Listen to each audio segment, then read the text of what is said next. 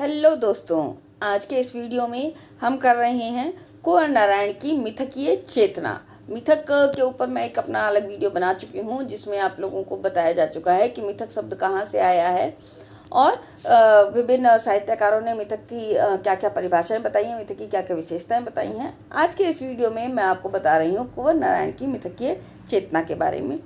हिंदी के नए कवियों में कुंवर नारायण का नाम आदर से लिया जाता है। 5वें दशक में प्रकाशित होने वाली प्रमुख साहित्यिक पत्रिका युग चेतना का संपादन करते हुए कुंवर नारायण साहित्य जगत में चर्चित रहे। इसके अतिरिक्त आजकल नया प्रतीक तथा छायानट पत्रिकाओं के संपादन से भी कुंवर नारायण जुड़े रहे हैं। इनकी कविताएं अज्ञे द्वारा संपादित तीसरा सप्तक में संकलित हैं। इसके अतिरिक्त उनकी अन्य रचनाएं हैं चक्रव्यूह, परिवेश, हम और तुम, आत्मजयी, अपने सामने कोई दूसरा नहीं। जो इनका ये रचना है आत्मजयी, ये रचना इस रचना में कुंवर नारायण की वास्तव में फैंटेसी जो नज़र आती है, कुंवर नारायण की फैंटेसी नज़र आती है आत्मजयी में। मिथकीय चेतना जिसको हम कहते हैं, कुंवर नारायण ने चेकोस्लोवाकिया, पोलैंड, रूस एवं चीन का भ्रमण किया जिसने इनकी विचारधारा को बहुत प्रभावित किया। परिणामतः इनकी कविता में वैज्ञानिक दृष्टिकोण एवं विचार वैभव की प्रमुखता दिखाई पड़ती है, किंतु पाश्चात्य चिंतन से उनके काव्य की मूल प्रेरणा हमेशा अप्रभावित रही है। इनकी कविता के स्वरूप पर विचार करते हुए प्रसिद्ध कवि बालकृष्ण राव ने लिखा है, श्री कुंवर नारायण की कविता उस अधुनातन भारतीय व्यक्तित्व की प्रतिछवि है जो मूलतः भारतीय होते हुए भी अध्ययन, चिंतन और संभवतः उससे अधिक स्थूल संपर्कों के प्रभाव से बहुत कुछ देशेतर गुणों, रुचियों और प्रवृत्तियों से समन्वित हो गया है। सहसा ऐसा लग सकता है कि कुंवर नारायण पर न केवल अंग्रेजी साहित्य का गहरा प्रभाव पड़ा, बल्कि उनकी काव्य प्रेरणा ही सीधे अंग्रेजी साहित्य से आई। पर जहाँ तक मैं समझ पाया हूँ, यह प्रभाव केवल प्रभाव ही है, उनके काव्य की मूल प्रेरणा भारतीय ही है। आधुनिक साहित्य के अनेक प्रबंध काव्यों में मिथक का प्रयोग किया गया।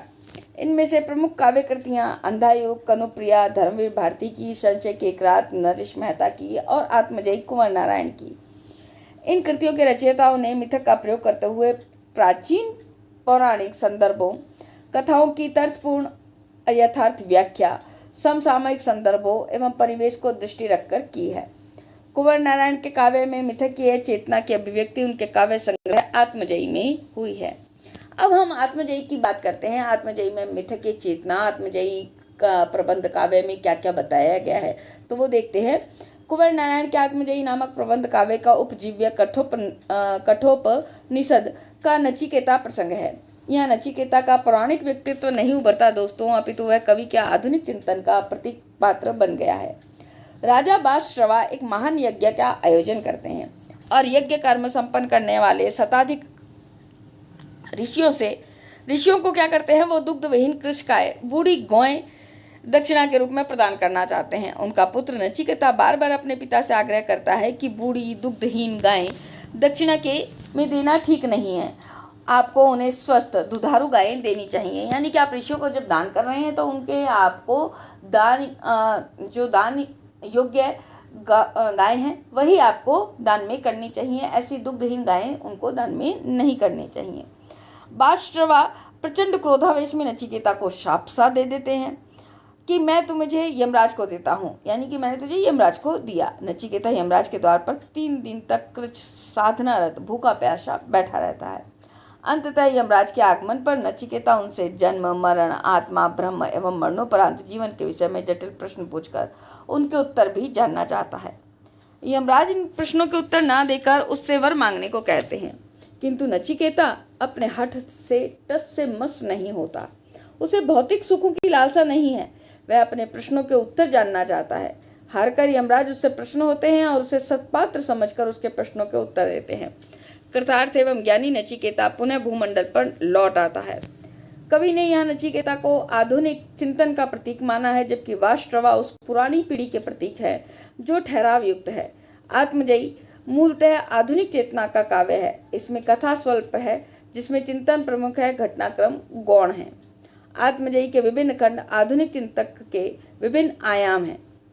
आत्मजयी के बिंब मूलतः बौद्धिक है। इसमें जिन प्रश्नों के उत्तर तलाशे गए हैं वे आधुनिक मानव के जीवन से जुड़े हुए हैं। स्वयं कवि के शब्दों में आत्मजयी में ली गई समस्या नई नहीं है, उतनी ही पुरानी है जितना जीवन और मृत्यु संबंधी मनुष्य का अनुभव।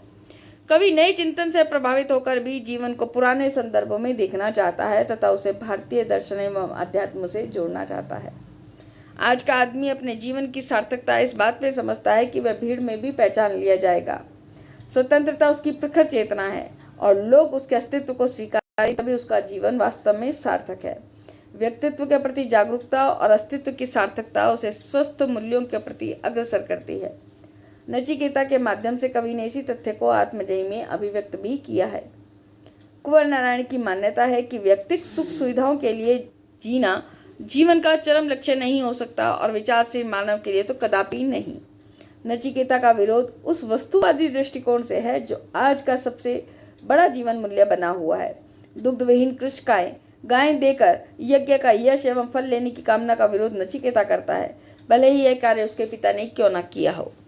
कवि नचिकेता के माध्यम से जीवन मूल्यों की खोज करना चाहता है। आत्मजयी का नचिकेता निराशा से ऊपर उठकर भी उसमें उलझा हुआ है। नचिकेता उस भौतिकता का विरोध करता है जो आज संपूर्ण मानव जाति पर हावी हो रही है।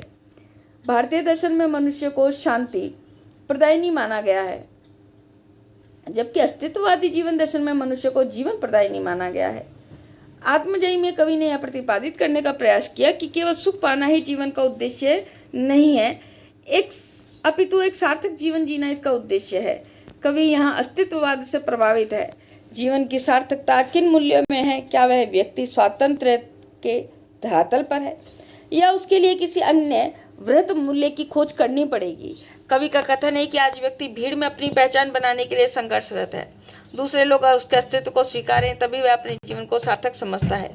यही वह बिंदु है जहाँ नचिकेता का चिंतन आम आदमी के चिंतन से जुड़ जाता है। नचिकेता आत्मजयी इस अर्थ में है कि वह मृत्यु का वास्तविक अनुभव करके जीवन को जी लेता है और अपने अस्तित्व को सार्थक बना लेता है।